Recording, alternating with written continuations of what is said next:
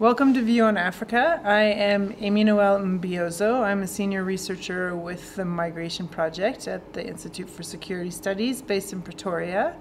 And I'm going to be speaking a little bit today about statelessness. Statelessness is not an enormously well-known issue. It tends to be a little bit brushed under the rug because it falls within larger categories. So statelessness occurs when somebody does not have an official connection to a state. They don't have any responsibilities to the state, and the state does not have responsibilities to them. It falls within larger issues like refugees, asylum seekers, migrants, displacement, as well as just a much larger undocumented population. 50% of children born in the SADC area, in fact, don't have birth certificates at the age of 5. So typically statelessness isn't examined that much because it falls within some larger issues, or it's overshadowed by some larger issues. But it has risen again in the international agenda in recent years because it's starting to appear that states are trying to instrumentalize it and weaponize it against people that they consider undesirable. The most high-profile cases of where you're seeing that is countries where foreign fighters are returning from terrorist wars, and as a means of not considering them their own, they're stripping away citizenship. And the other area that you're seeing a lot of it is that states that typically apply quite restrictive measures towards refugees, asylum seekers, and migrants, you're starting to see citizenship used as one of those restrictions against them. We do have quite a big population of statelessness here in Southern Africa, which is what we've examined in a recent report that we've released. The three biggest situations that we examine are Zimbabwe, South Africa, and Madagascar. And they each represent, or they're each examples of ways in which statelessness occurs. So in Zimbabwe, it was a country that was shaped very much by labor migrants from neighboring countries. So under colonial and minority white rule, there were lots and lots of migrants that came to work in the mines and on the farms from neighboring areas. And after independence, a lot of them stayed. Many of them were born in Zimbabwe, but do have sort of roots that stem back to Malawi or Zambia, Mozambique, etc. And throughout, as the politics evolved within Zimbabwe, they were viewed to widely be supportive of the opposition. So the ZANU-PF ruling party viewed them as people who supported their opponents, the movement for democratic change. So the way that they were able to, one of the ways that they were able to exclude them from voting was to challenge their citizenship. And they always operated within the law. They kept changing the laws on how to get citizenship or who qualified to be citizens. But they just effectively, in short, made it really difficult for them to become citizens, made really quite wild, in some cases, some quite wild requirements. And that was a way of keeping them out of the political process. In Madagascar, they have targeted, there's a small minority population, and the people that are most impacted by statelessness internationally are minorities.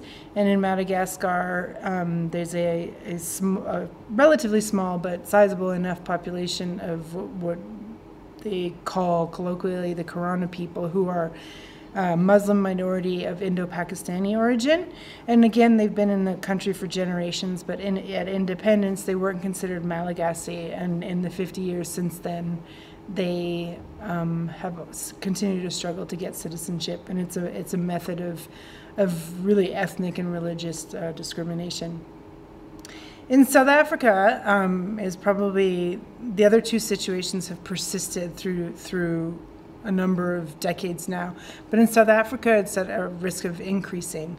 And a lot of this is as a result of the xenophobic approaches that we see towards migrants and migrant children specifically.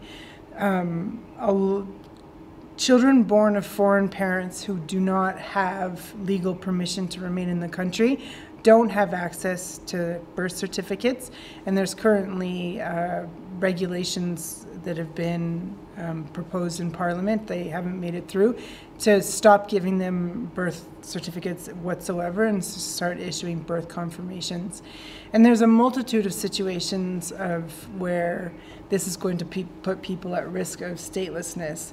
And more worryingly, it looks like that's the intention of it, and that's highly concerning because it's really punishing children, and it's punishing a human right of children for their parents' behavior that the government perceives as undesirable.